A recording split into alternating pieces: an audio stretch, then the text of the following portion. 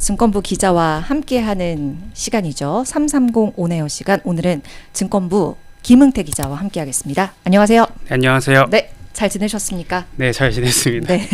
추워서 발음이 좀 안 되시나 봐요. 그랬나 봐요. 입도 얼었나 봐요. 네, 오늘 추워서 그런 것 같습니다. 그런 것 같습니다. 네. 아이고, 우선 그래도 추워서 입은 얼었지만 마음을 네. 좀 녹일 수 있는 주제를 준비해 주신 것 같아서 제가 기대를 하고 오늘 또 질문을 드려보려고 해요. 네네. 그 네이버랑 카카오가 정말 특히나 카카오는 오래 속을 썩였었거든요. 투자자들. 그리고 작년에도 좀 많이 내렸었는데 올 들어서 약간 주가의 모습이 어라? 좀 기대해봐도 될까? 이런 것들이 있어서 이 내용을 오늘 짚어보려고 합니다. 일단 어떻게 좀 전개가 되고 있는지 주가 흐름부터 짚어주시겠어요? 네, 알겠습니다. 네이버, 카카오 같은 경우는 이제 다시 국민주가 될 수도 있는 거 아니냐 이런 기대감이 연초부터 좀 나오고 있는데요. 네. 실제 주가를 보면 상당히 상승률이 다른 종목에 비해서 높았습니다. 네. 그 연초부터 이제 2월 3일 전날까지 네이버의 주가는 네. 9.1% 상승했고 네. 카카오는 9.4% 올랐습니다. 이 9%가 얼마나 큰 상승률인지 좀 보면 네. 이 같은 기간 코스피 지수가 2% 정도 올랐습니다. 그래서 이제 상승폭이 네. 4배 정도 더 컸다. 네. PD님 화면 좀 띄워주세요. 네, 그렇게 네. 좀 많이 올랐고요. 예. 이 절대적인 주가를 봐도 주가가 좀 많이 더 올랐는지 쉽게 체감할 수 있는데요. 네이버는 오늘 21만 원대의 거래를 마쳤는데 네. 지난해 같은 경우는 이제 8월에 15만 원대까지 하락하면서 신저가를 기록한 바 있고요. 네. 카카오는 연말까지 좀 속을 썩였습니다. 이때군요, 네이버는. 네. 네. 네이버는 카카오 같은 경우는 네. 이제 지난해 11월 달에 32,000원대까지 밀리면서 52주 신저가를 기록했고 예. 이제 오늘 같은 경우는 4만 원대에서 좀 거래를 마쳤습니다. 네. 올해 그러면 네이버랑 카카오 주가가 어쨌든 아까 제가 또 말씀을 주셨지만 고점 기준으로는 한 12%대까지, 그러니까 10%대까지 좀 상승하는 모습이 좀 나타나기도 했었거든요. 상황이 좀 확실히 달라진 건가요? 많이 달라진 것 같습니다. 일단 이제 과거 지난해 왜 이렇게 주가가 안 좋았는지를 좀 짚어봐야 할 것 같은데요. 네. 지난해 가장 크게 좀 악재로 생각했던 부분은 광고 업황 둔화입니다. 네이버, 네. 카카오에 이제 접속해 보면은 네. 뉴스나 아니면 쇼핑할 때나 검색을 할 때나 광고가 나오는데 네. 이 광고가 좀 경기가 좋아야지 이제 클릭률도 높아지고 구매로도 네네 구매로도 좀 이어지는데 이제 아무래도 고금리가 지속되고 경기나 소비가 좀 부진하면서 이와 관련한 매출이 줄어들면서 실적이 좀 안 좋았습니다. 예. 그리고 여기서 한 가지 더 추가할 점은 이제 네이버와 카카오의 AI 기술력이 좀 약하다라는 평가가 지배적이어서 이게 네. 좀 악재로 작용했는데요. 최근에 이렇게 화두가 되고 있는 미국의 오픈 AI의 챗GPT나 구글의 제미나이 이런 새로운 서비스가 나왔는데 네이버와 카카오 같은 경우는 이에 상응할 만한 AI 서비스를 출시하지 못하면서 좀 안 좋은 평가가 나와서 이제 매수세가 실종됐습니다. 예. 그럼 올해는 좀 사업 환경이 나아질 거라고 봐야 되는지. 네. 올해도 근데 사실 경기 침체라던가 이제 수출 위축이라던가 이런 부분에서는 사실 사업 환경이 좋지도 않고요. 예. 일단 네이버와 카카오가 아직 챗 GPT를 넘어설 만한 AI 서비스를 출시했다. 사실 그런 것도 아닙니다. 어떻게 보면 과거와 크게 달라지지 않았는데 최근에 주식시장의 여러 가지 변동성이라던가 이슈가 네. 터지면서 터지면서 네이버, 카카오가 이제 좋은 선택지가 될 수 있다 이런 평가가 나오면서 투자 심리가 살아난 건데요.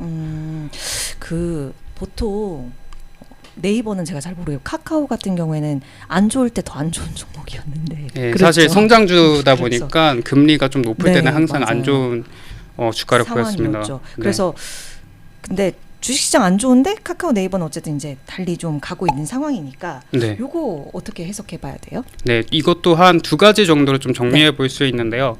첫 번째 키워드는 관세 그리고 내수주의입니다. 네. 이제 트럼프 이제 미국 대통령이 관세 때문에 설왕설래가 굉장히 좀 많습니다. 그리고 미국 시간 기준으로 이제 4일부터 원래 캐나다하고 멕시코 수입품에 25% 관세를 부과하려고 했었는데 이제 오늘 아침이나 새벽쯤에 부과를 이제 안 하기로 했잖아요. 협상을 통해서.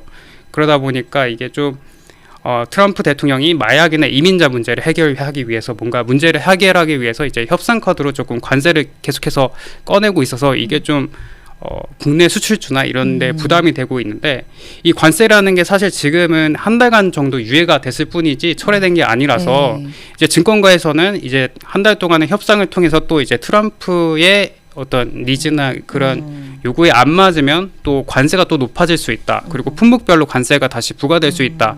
이런 전망이 나오고 있고요. 네. 그렇기 때문에 국내 수출주 같은 경우도 아직도 리스크가 여전히 남아있다. 예전보다 위기는 좀 완화됐지만 리스크가 좀 남아있다라고 해서 이게 좀 부정적인 영향이 지속되는 반면 네이버, 카카오는 이런 관세 영향력에서 좀 덜하다. 이 IT 업종 같은 경우는 이제 삼성전자나 그리고 SK 하이닉스 같은 경우나 그 반도체는 제조 업체이다 보니까 IT 쪽에서 좀 이제 관세 우려가 좀 높은데, 이 소프트웨어는 상대적으로 덜하고 이 카카오와 네이버 같은 경우는 국내에서 사업을 하고 있기 때문에, 그렇기 때문에 이 수출하는 게 아니라서 상대적으로 좀 안정적이다. 그래서 좀 매수세가 최근에 붙고 있다. 그렇게 분석할 수 있습니다. 네, 그러면 두 가지 이유라고 하셨으니까 하나는 네, 추가적으로도 이미 좀 그전 영상부터 많이 다뤘었던 이제 딥시크 이슈인데요. 예. 이제 중국 AI 굵기를 좀 보여준 사례인데, 이 딥시크라는 중국 스타트업이 이 저비용 고성능의 인공지능 모델인 아런을 선보였는데, 네.